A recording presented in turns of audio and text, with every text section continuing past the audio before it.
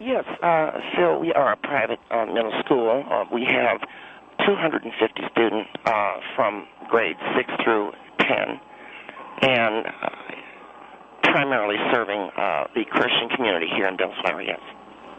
We're talking about discipline problems, and even in a private school, a private Christian school, it happens.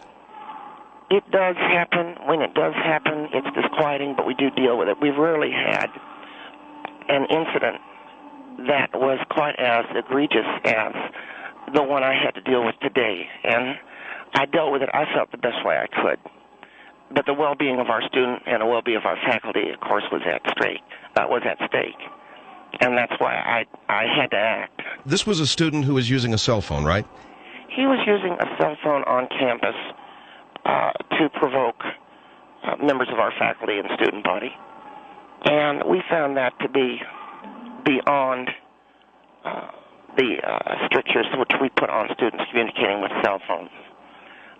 Our student body and our faculty, through a combined political action, have been very clear that we are opposed to George Bush war on Iraq and George Bush war on terror.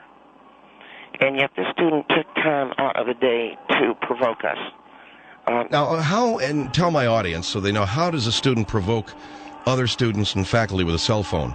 Yes, this young man was using his phone to communicate to a member of the United States military in Iraq. Okay, but this member of the United States military was his father. Be that as it may, it was a member of the United States military in Iraq, a member of the United States military which is currently engaged in an illegal war against Iraqi people. And now, I want to ask you, Ms. Bingham, does this sound like you're being just a little bit over the top here? Well, I don't think that we're being over the top at all. I think that we're only being over the top to people who believe that this illegal war waged against the Iraqi people is a war unless they work for an oil company. Now, I walked up to this young man, and I heard him saying, "And where are you, Dad?" And he determined his father's somewhere in the Baghdad area, downtown Baghdad. And he said that, all of this. I said, "Who are you talking to?" He said, "I'm talking to my father." I said, "Is your father in Iraq?" He said, "Yeah." I said, "Is your father a soldier in Iraq?" He said, "Yes, he is, Miss Bingham." I said, "I want the telephone. I want to confiscate the phone." He said, "I want to speak to my father." And that's when you said he was being insolent. Well, yes, he was directly contravening and contradicting me. He was engaged in an argument with me. And I am a member not only of the faculty but the administration. I said, "I want the phone, and I want you to hand that phone over right now." And that's when we engaged in this skirmish, which you never want to have yourself involved in when you're with a student. What transpired after that? I grabbed the phone. He was talking to this man who he says is his father in Iraq. I grabbed the phone, and I said, "In the phone, who am I speaking with?" And he said, "This is Mr. Dunphy." I said, "Are you the father of Darren?" And he said, "Yes, I am." I said, "Are you currently in Iraq?" And he said, "Yes, I am." At that point, the young man grabbed the phone, and I grabbed it away from him, and he grabbed it away from me, and we had a ridiculous tug-of-war going on. And that's when I finally did get the phone away from him, and I said that he would get the phone back as soon as disciplinary measures were meted out, and we're still looking at that right now. Now, he lives with his mother, right? Yes, his mother is here in Bellflower. Did you speak with the mother? I did speak with the mother, but I applied one of our administration, co-parent, co-administration, applied one of the measures that we use, which is I told the mother that his backsass was on account of her. Now, I don't believe a child is bad. I think the parents are bad. And I told the mother that I am not there, but I am, according to the dictums of the private school district, I have to inform her that were she here, I would slap her face. And you told this mother you'd slap her face. Now, I talked to the principal of the school. He said that is what you call a corporal punishment applied to parents. You don't really hit them, but you tell them that you would. Yes, I say we never punish our students, but when a child backsasses, backtalk, and whatnot, we contact the parents. We say, "We are informing you now that your child did backsass, and since we do not believe in striking our students, I am here. I'm giving you notice that were you here in front of me, I would slap your face. And I told her that. What did she say? She said, I understand. Oh, so she did understand. Oh, absolutely, yes. All right. It's a couple of things here, but we're primarily talking here about a young man who was talking to his father on a cell phone. His dad is stationed with the United States Army in Iraq, and you, Ms. Bingham, say that was a direct provocation of a student body and faculty that is primarily anti-Iraq war. Yes, that is the reality here at our campus. We've had a great many demonstrations. We've had student faculty meetings, a couple of meetings. That was a strike force meeting. We had coffee and talked about what we would do against this Iraq war. Okay, and these are kids that are how old? Our students are range in age from 11 to 14. All right, 1-800-449-8686, 1-800-449-8686 is the number here on the Phil Hendry Show. And we're talking with Clara Bingham, a middle school teacher. Now, this is, you're a teacher. You understand that kids, you understand parents, and you understand the relationship that they have. This is a young man talking to his father. Yes, I understand that. And his father's in Iraq, and I'm sure that the kid wants to know that his dad is okay. Well, that may well be, Phil, but just let me, I'm sure he wants to know that his father's okay, and I'm sure it's quite an exciting thing to talk to his dad. Do you know who placed the call? My understanding is the father called him. The father called him. So it's not really anything the kid could do anything about, is there? Phil, we advise our students that if they get a call like that, a call that could provoke our student body or our faculty, we tell them to disconnect the call or advise the caller they will talk to him a later time, but not to do that on our campus. And is the violation the fact that he was talking to a member of the U.S. military and the United States action in Iraq is opposed to the sentiments of the students and faculty? It's got nothing to do with using a cell phone. No, it has. We have a policy that cell phone use is certainly allowed if it is an emergency, if you're communicating to a parent or to a friend about school matters, or you're just having a conversation to pass the time. But to talk to a member of the United States military, engaged in an illegal act in Iraq, is a violation of the sensibility of the school and had to be dealt with. And then on top of that, when he backtalked, I had to apply our district corporal punishment rule as it applies to parents. Well, isn't there something funny? Isn't there something a little bit backwards to you? You can have a conversation to shoot the breeze with your friends. You can talk to your parents. You can talk to friends on the cell phone on campus, but not to a parent. You can talk to your parents, Phil. We have no problem with that. Well, that's what he was doing. But he was talking to a parent that was in Iraq, fighting for the United States Army in a war on Iraqis and all of that. So that's where I had to throw in the flag. I had to throw, as we say, I threw a yellow flag, 15-yard penalty on that, because I said you may be talking to your parent, but right now your parent is engaged in an illicit, illegal act, to wit, a war in Iraq. But he could say to you, yeah, but I'm talking to my parent. Well, he's not talking to his parent about anything relevant having to do with picking him up from school, having to do with a PTO meeting or a parent-teacher association meeting. It has nothing to do with homework. He is talking at that point to someone who is in the U.S. military, maybe his father. But as soon as I heard it was his father in Iraq, I knew that was provocation. All right. Here's my question. How is it provoking the students if you're the only one that knows that he's talking to his father in Iraq? Because at that time I had to make a general announcement to the students around me. I said that boy is talking to a man in Iraq, so that they knew that I was justified. And well, why not keep it between you and the student is what I'm saying. I'm not going to do that because that would be a violation of the trust of the other student. So I had to say, that boy there is talking to his father in Iraq. He is a soldier. And I grabbed the phone and told the boy his father should be in prison for fighting an illegal war. But I said that's not going to happen because this is America and George Bush is president. So I'll have that phone, thank you very much. And then called his mother and said that you'd smack her face. That is correct, yes. I'm interested in this policy of corporal punishment against parents. You don't really hit them. You just say that your son backsassed me, you're to blame. If you were here, I'd slap your face. Yes. If the parents have you ever had a parent say, I'm coming down there, try slapping my face? No, you never have parents do that because they know they're in the wrong. And when you tell them, your child backslapped me, And I tell you, I'd slap the taste right out of your face if you were here right now. They're pretty well humiliated by that. All right, 1-800-449-8686. Let's go to a phone call here for Clara Bingham, middle school teacher at Joyful Union Congregation, on the confiscation of a phone today from a student who was speaking to his father, a soldier with the United States Army in Iraq. Here is Teresa. Teresa, go ahead. Hi. Yes, ma'am. I'm living in Wilmington, North Carolina, and I'm listening to this teacher on TV, on the radio, and I highly disagree with her, and it infuriates me because this is the second time today I've heard of a teacher taking a cell phone from a child who's speaking with their parent who's in Iraq.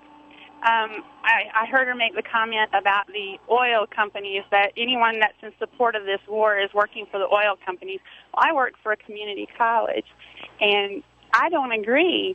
I mean, and if this is an illegal war, why is our country backing it? Do you have a ROTC on your campus?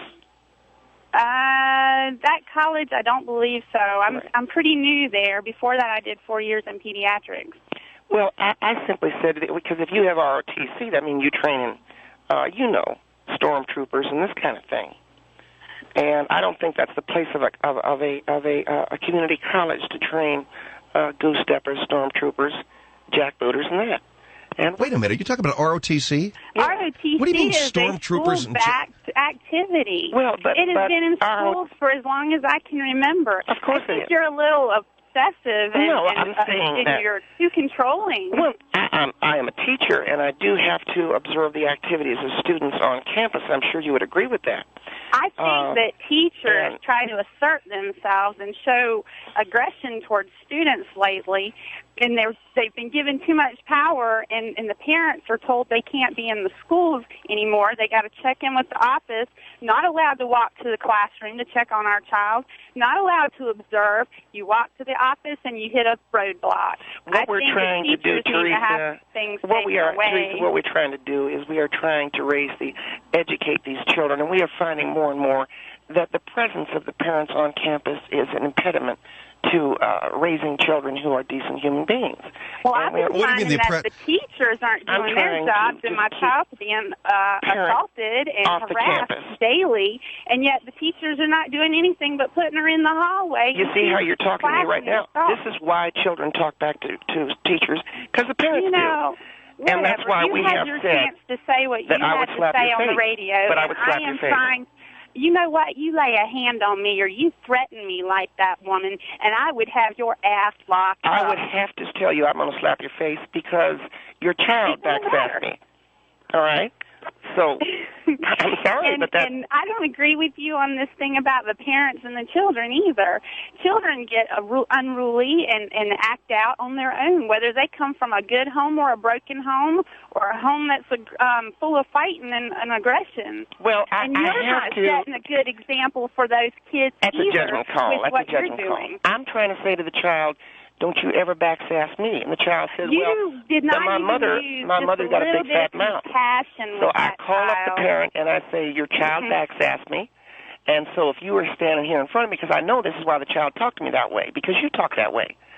So I say, I tell you, I would slap your face so hard you wouldn't be laughing. And I'd have you locked up so fast, woman, and you sued for everything you owed. What law am I breaking? Don't think I wouldn't. What law am I breaking by telling you? Too. You are. Well, used to be is the key phrase. Used to be the key phrase. Wait a minute. You are communicating a threat. That's right. And then if you follow through, that is an assault. And don't think you won't get your little butt locked up. Well, Teresa, there's a reason why you used to be a cop and you are not a cop anymore. Because I chose to go into pediatrics. I think it's because you might have washed out. I think you might have washed out. Oh, yeah, whatever. You're so stupid. You know what? I wonder if you passed your psych test. Did you pass your psych test? Probably not. Yes, I did. Thank you very much. And I paid for it all on my own. You paid $4 for it? I paid $175 for 30 minutes. What's that got to do with you taking that child's cell phone today when he was talking to his father? $175 for 30 minutes of what? 30 minutes with a man? What'd you spend What would you do if someone came here and bombed your damn neighborhood? Okay, look, what would you do? I got to jump in here. I want to know what you spent $175 for 30 minutes for. I didn't hear that. Did you say that, Teresa? Yes, I did, for my psychiatrist review for my law enforcement position. So she can just kiss off. All right, and here I it don't is. agree with $175, 30-minute test, and she wasn't accepted into the force. What I a nut. Too. All I right, worked okay. for a whole year. What does that got to Roger. do with you taking that kid's phone? Because if the kid backsass me and he's your kid, I know how you got a mouth on him. So I come to your That has house, nothing to do and I about smack what's your being mouth so talked hard about on the radio. that you're talking out of the left side of your... You're going to be That going to has look good. nothing to do All with right, it. Teresa. All right, listen, hold on there, Clara. Thank you very much. 1-800-449-8686. So we're talking about smacking people's mouths? Bill, I tell you right now, I don't mess and I don't play. All right, 1-800-449-8686. We're talking with Clara Bingham about a kid who was talking to his father on a cell phone today. His father, a soldier in Baghdad. And she took the phone away from the kid because talking to a soldier is a provocation of the anti-war student body. And, oh, yeah, she would applied corporal rule number 16, smack the mother in the mouth, whatever. 1-800-449-8686. A young man was on the phone to his father in Iraq today on the campus of that school. Ms. Bingham heard him speaking to his father. She asked who he was talking to. The boy answered, "My dad in Iraq." And you then informed the young man that he was not allowed to be talking to him because he was a soldier in Iraq, and the student body and faculty of the school are a majority opposed to the war in Iraq. Now, have I got that right? Well, I think you're being a little bit cynical in the way you're saying. But do I have the facts correct? The facts essentially are correct, yes. All right, now, there's a man by the name of John DeFilippo. He was a driver for Ashton Hauling Company, and he told our producer, Harry Shelley, that he was driving by the school this afternoon at 2:30, and he saw an object fly into the street he was not able to stop in time for. I don't know who this man is you're talking about, Phil. Well, what did you throw the kid's cell phone? I attempted to take the cell phone away from the young man. He tried to take it back. We had a tug of war, and as we say in the neighborhood I grew up in, I got the drop on him. I got the phone away from him, and before he could try to grab it from me, I threw it overhand as hard as I could out into the street. And yes, a dump truck was driving by at the time. And well, apparently the phone was smashed under the wheels of that truck. That's what Mr. DeFilippo said. Well, I remember saying I was talking to Max Winter, who was one of our teachers. I said, "Nice shot." As soon as I threw it, then it bounced into the street.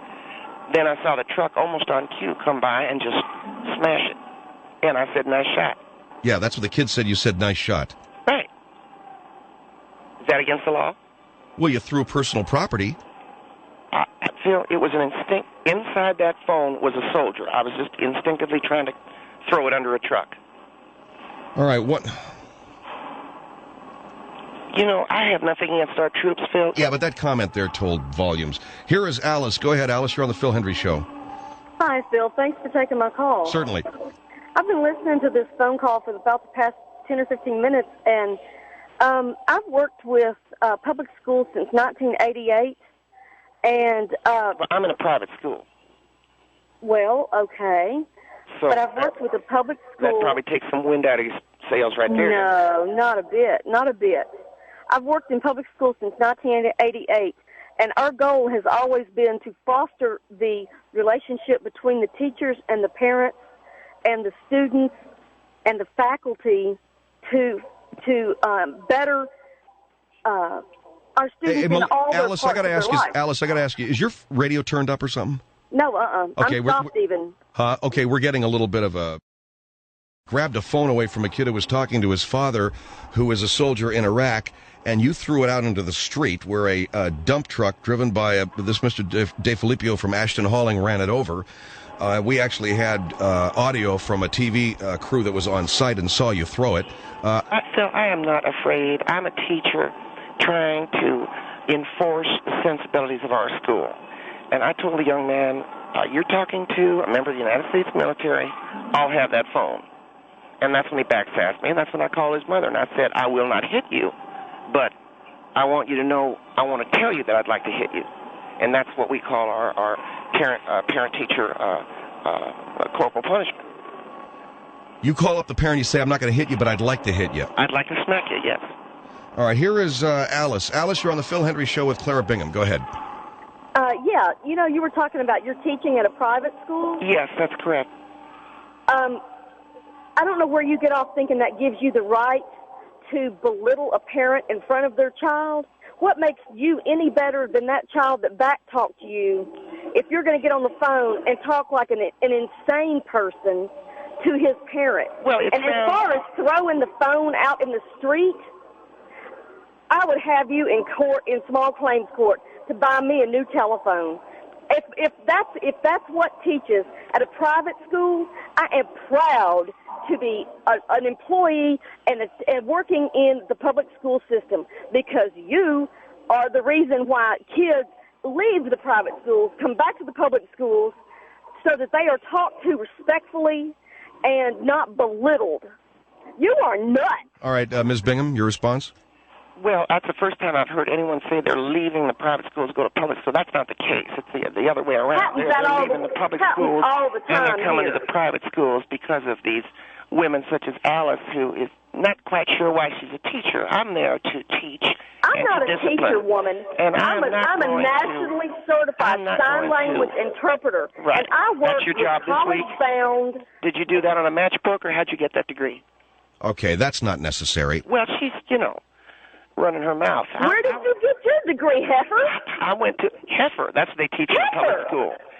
No, that's what we call people like you. And I will tell you that there are schools in the Atlanta this woman right here is exactly like a lot of parents that I deal with. I would kick her face in, and then I'd jump up and down on it, and probably make an improvement too. All right, now we're really acting like children here. What? When you start talking like that, all that shows is your lack of intelligence. Didn't you just call me a heifer, you idiot? When you speak listen to me, you other people that way, all that shows is your lack of intelligence. You called me a heifer, hillbilly, so don't start in on me, okay? Now, well, you're calling her a hillbilly. Well, she started it. Didn't you? Didn't you? Hey, if it waddles and quacks, call it a duck. You know something, Alice? I'd kick your face in until it looked better. You're nuts. No, I would not. You are absolutely nuts. I'd come around with a flying spinning kick and kick your face in so hard. If you could haul your big ass up off the floor. That your husband would actually consider having sex with you again. And if you two women are an example of educators, both of you guys ought to be ashamed of yourselves. You're both talking like idiots. Now, wait a second, Phil. All right, I've got the recording here. Now, hold on, Alice. And you too, Claire. I've got the recording here of the truck running over the cell phone that you threw. And go ahead, Mark, if you've got that. Now, this was recorded by Channel 6.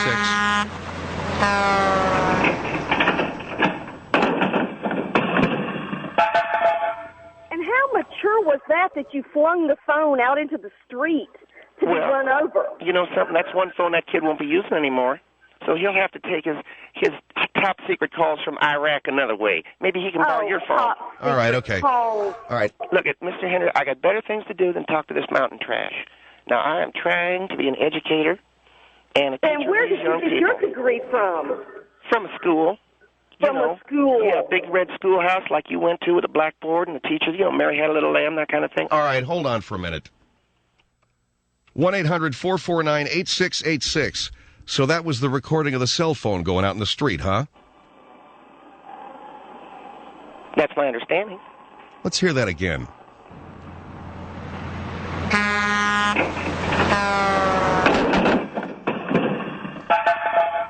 How big was the phone? One of those brick phones. Oh, okay. Yes, Phil, I've gone over to a gym that we have for our teachers. Now, you have called parents from the gym, right?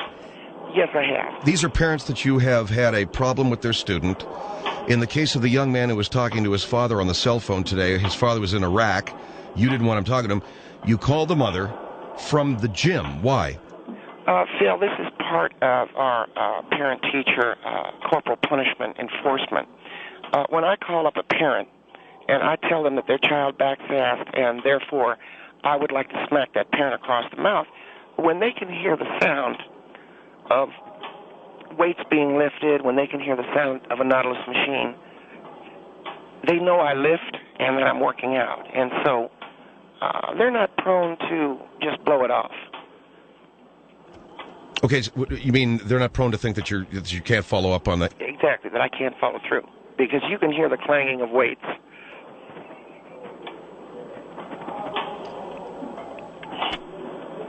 Right. All right, let me go to another phone call here. Here is Sherry. Go ahead, Sherry. Good evening. Good morning. Good evening. I'm in the East Coast, so it's very early in the morning for me. Yes, ma'am. Yes, ma'am. Phil, I thank you for taking my call. I was outraged as I was driving home from a business trip and listening to you, Miss Bingham. That is a disgrace. And I'm going to fill you in before I go any further. I'm a well-educated. Pardon me.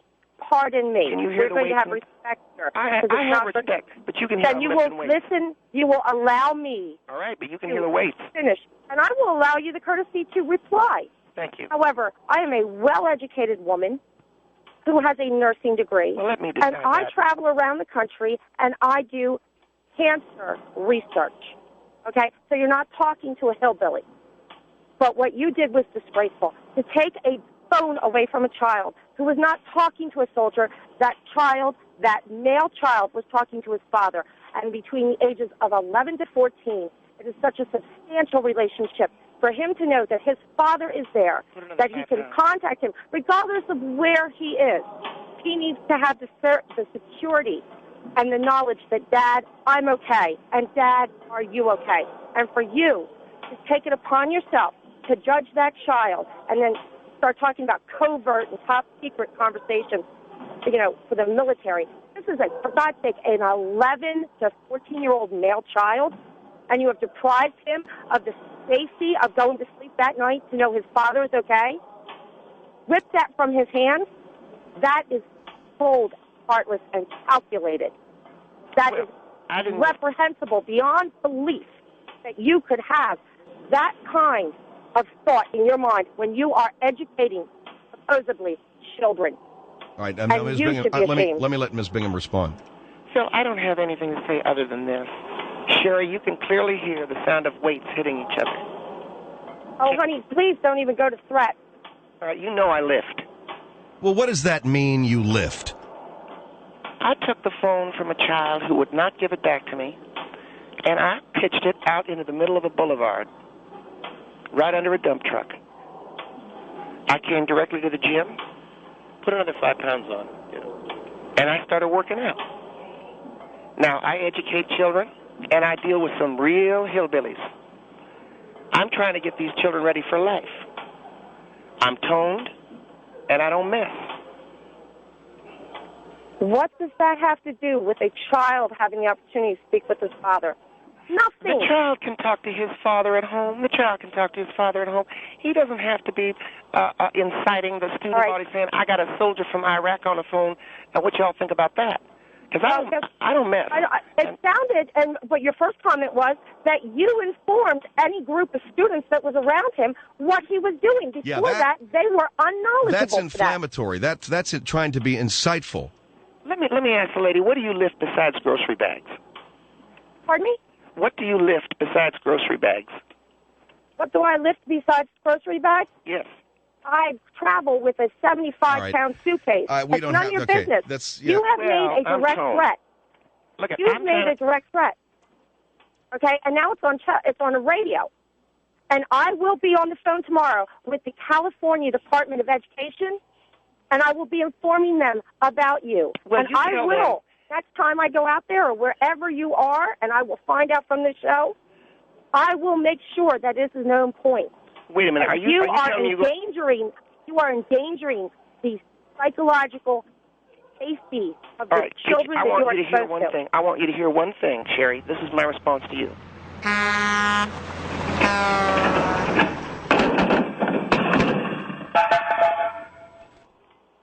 What do you think of that? And this is supposed to what? Make me shake in my boots like an 11-year-old?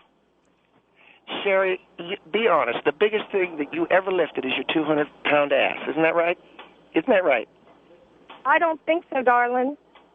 And I'm not going to stoop to your level. I think this has gotten juvenile, and I think that, Ms. Bingham, you playing the sound of that truck ringing over a cell phone. Well, I'm just saying I don't mess. She wants to come at me. That's what's going to happen to her cell phone.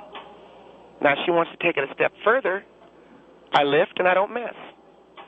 Well, what does that mean? I mean, first of all, you took the kid's phone, you chuck it in the street. He was talking to his father. I think Sherry made a very good point. It's his dad.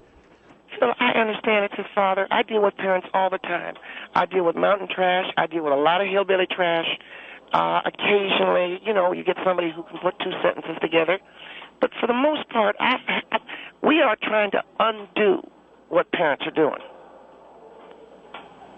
I need 5 Where more do you pounds get on a off bicep machine. making that kind of decision? Because I have decided that what I see coming into this school, all the hillbilly trash, somebody got to do something about it. You are not just the woman to do judge, the jury, the God, the executioner. You are not it. These people, these children have parents. You are not the parents. They parents are the parents. It is their right to make the decisions what's disciplinary or not. Not you. The boy has a father until the next homicide bomber at a public place. But oh, man. What a comment to make about that. That is heartless. Oh, that God. statement alone. Jerry, that statement alone. You probably have a fit neck from keeping your double chin up. But other than that... Honey, I work out in the gym every day. I am not going to get to the level of calling you names and being juvenile. But Will you knock it off with that tape of the truck, please? If that is the best that you can do, and that is the only thing you can come up with besides running that Sherry, I tell you right now, piece of trash ape and did you just threatening me. Mr. Henry, she just called me an ape. I knew she was racist. I knew it. Excuse me? You just called me an ape. I most certainly did not. No, you did. You said that. Quit running my ape mouth. You said quit rubbing my baboon mouth. That is the best you can do besides playing that juvenile tape. You didn't call her an ape, did you, Sherry? I said she called me a baboon. Well, now, I can't have that on my program. Excuse me, that did not occur. You didn't say that. She said I sounded like some babbling chimp, and I probably had as much hair. She did not. She said I looked like a orangutan. You are... Oh, get out. But, okay. Look at Sherry, thank you very much. And I want... Sherry, you just be thankful I wasn't you under that truck. Get rid of all these people, will you, please? Yes, sir, Mr. Henry. I never knew she lifted. The part about that I dig is that she calls the parents to let them know that there's a problem, and, oh, yeah, in the background you can hear weights clanging against each other. Just so they know she doesn't mess. Oh, my God. Thank you very much, Ms. Bingham. And go on down there to Joyful Union and see their wonderful school. I'm sure that it's just a groove, man, or whatever the hell. I don't know. All right, the world-famous Phil Henry Show's website is www.philhenryshow.com, and on that website you can find a potpourri of fun things to do, and also obtain a Backstage Pass membership, which I think is going to be just all the rage, baby.